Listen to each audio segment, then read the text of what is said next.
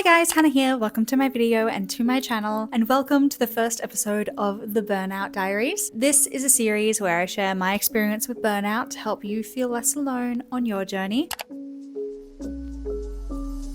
At this point, I'm not even sure if I want to go back to uni. It's not exciting me, and I don't know if that's just exhaustion or if that's the reality of the situation, that it's not really the path for me anymore. And I will admit, I finished that day kind of feeling like, have I made a mistake? Is this not the career for me? The idea of the concept of knowing this stuff and learning this stuff, love. But the act of learning it is physically painful. I am super burnt out and I don't know how to fix it. I am so tired. I am so drained. I feel so broken. I can't keep feeling like this.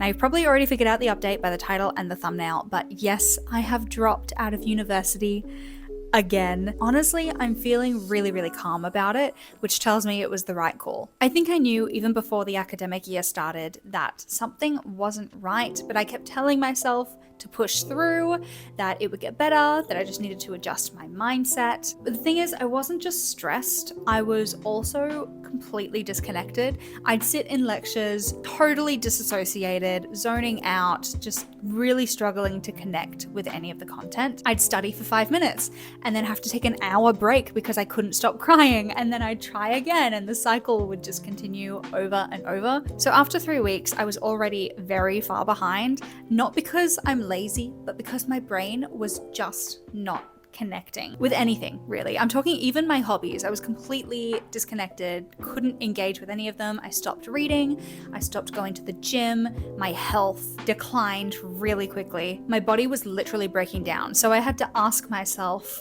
why I was putting myself through this. See, I'm in a period of my life where I'm trying to prove to myself that life is worth living, that there are good things in the world, but I couldn't do that with the schedule and dedication that the master's program expected from me. At least not when I'm focused on something that I don't love. Here's the thing. I just want a decent paying part-time job so that I can spend time doing the things that I love. That's all I want. I don't want to travel. I don't want fancy things. I don't want designer brands. I just want a cozy home, time to read my books, make my silly little YouTube videos. That's it. That's all I want. But I don't know, maybe that might be a tall order. How did we get here? I used to know you so well. Now, when I talk about my burnout, I usually tell people that I've been burnt out since the end of 2023, but I actually think it started way before that. I trace it back to 2017. I was 17 years old and I was in my last year of high school. Now, I grew up as a very gifted child and I was quite the academic weapon, if I do say so myself. I literally used to get 100% on my maths tests. I went to this fancy private school on an academic scholarship, but in year 11, we had our trials, which are the practice runs for our final exams in year 12. And I was told that the year 11 trials are pretty much just as important as your HSC and your final exams. So I put my everything into trials and I had nothing left when the HSC came around. So my grades dropped pretty dramatically for me in year 12 because I just had no steam left because I'd already used it in year 11, which was just bad timing on my part. Anyway, I got through the HSC, and then 2018 I went and I did a diploma. I did a diploma of musical theatre. I landed on the honor roll. It was very intense schedules. I'm pretty sure I was out of the house for 12 hours a day, and then I'd go and do musical rehearsals after uni. I'd go do singing lessons. I was figure skating. I was doing so many things. My schedule was intense and I was also working. So it was like 7 days a week with like 16-hour days. Like it was intense. And then I finished my diploma. I moved cities. I moved to Brisbane. I did my Bachelor of Musical Theatre, which again was a very intense schedule, very unlike regular university, I have discovered. Drama school is a completely different world. But again, it was very intense. I was working on weekends, so it was 7 days a week, but I got through it because, you know, I loved it. And then of course, because that degree was from 2019 to 2021, we had COVID right in the middle there. So I was working really hard at uni. I was doing a lot of self-discovery, and then COVID happened. But then I got out of my bachelor and I lost all of my support network. I had also decided that musical theatre as a career was not for me, so I had lost my identity, my career that I'd spent my entire life looking towards, and I also lost all my support network because, unfortunately, a lot of musical theatre people are quite shallow, and I was only worthy when I was a networking opportunity, which is a really, really nice thing to realise.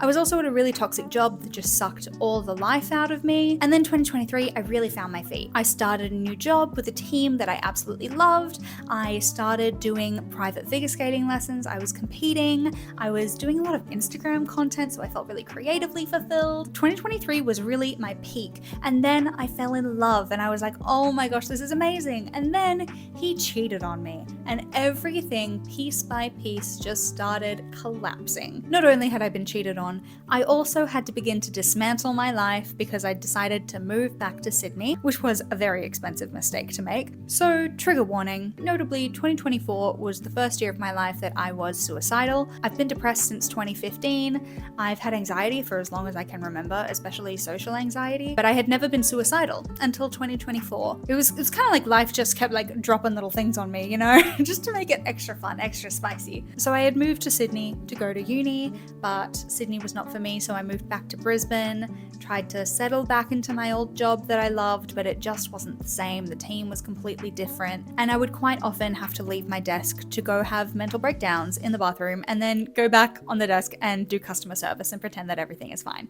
I love my job. Genuinely very grateful that they had me back, but it was not quite the positive environment that it was previously. And then cut to this year, 2025, I decided that I was ready to take on another massive challenge. I've decided I'm going to do the Master of Speech Pathology at Griffith University without realizing that I am completely underfortified for it and completely underprepared. I'm going to cut now to a clip that I took during the second week of university.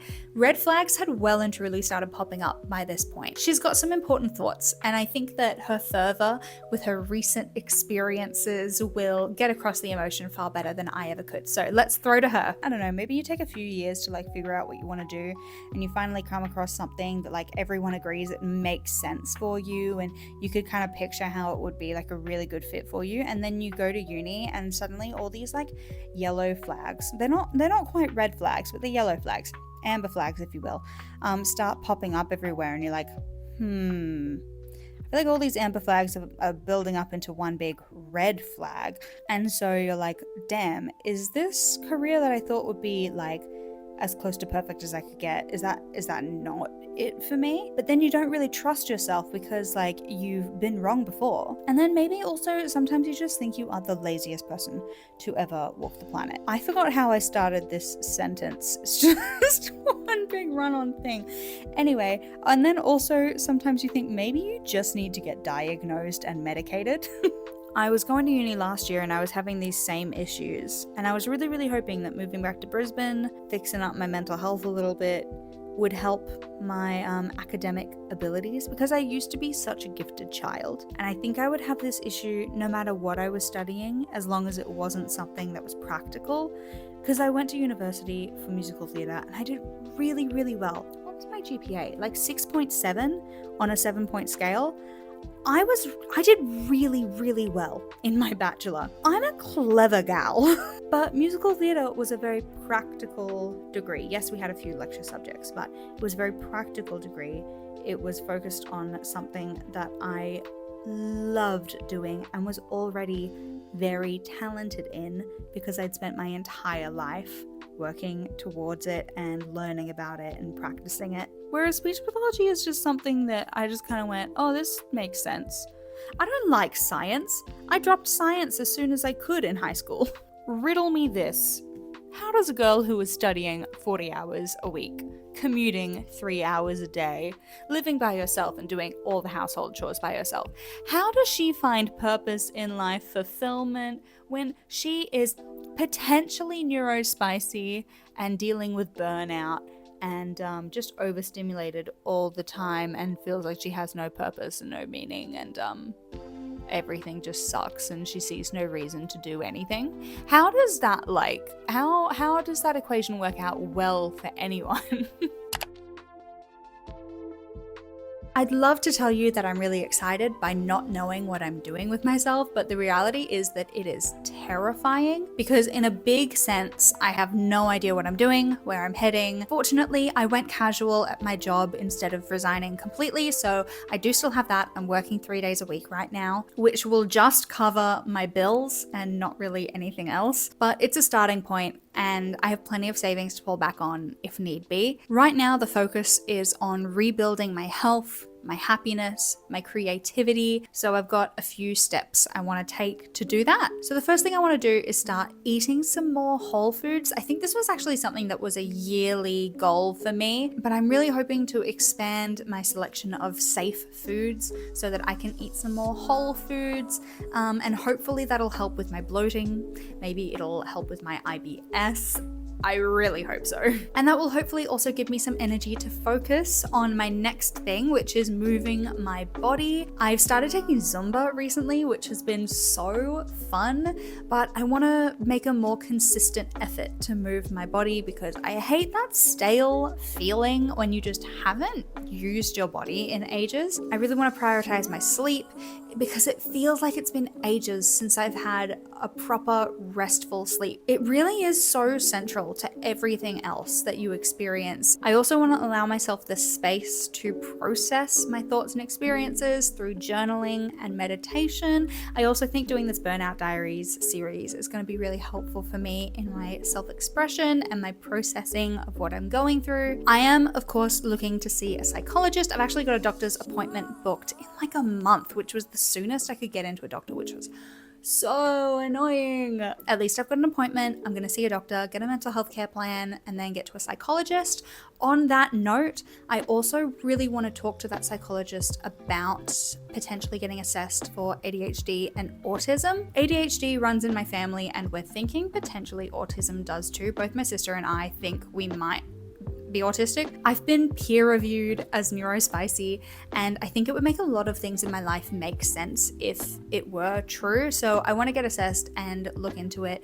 If there's potential for me getting medicated, that could help. It could also really change how I approach burnout because I feel like there could be different ways to fix it depending on how my brain actually operates. This whole issue could be because me and everyone else expects my brain to work in a neurotypical way and it just doesn't. I also want to start trying theatre again, not in a professional manner, at least not yet. I don't know, maybe. I don't want to talk too fast, but I want to start doing some community and amateur stuff here in Brisbane. I actually just got home from an audition. It was really, really fun, so keep your fingers crossed for me. I think if I manage to get all these things under my belt, I will just turn into the happiest, most fulfilled version of Hannah. I would have graduated at 27 years old, and I know I would much rather be 27 and happy than 27 and entering another career crisis and existential crisis because I've made myself miserable for a career that I don't even love. If you're in the same place, you're burnt out, you're exhausted, you're questioning everything, you're questioning yourself, please know that you are not alone. It's okay to pivot. It's okay to choose yourself. None of that is selfish, even if it sometimes feels like it is. Thank you for being here. Thank you for joining me on my journey. If you've ever been burnt out like this, please leave a comment. Let's chat. You've heard my story. I'd love to hear yours. If you'd like to see where this next chapter takes me and see how I figure out my brain and get on top of this mess up here, then please do hit subscribe, and hopefully I'll see you in the next one. Bye.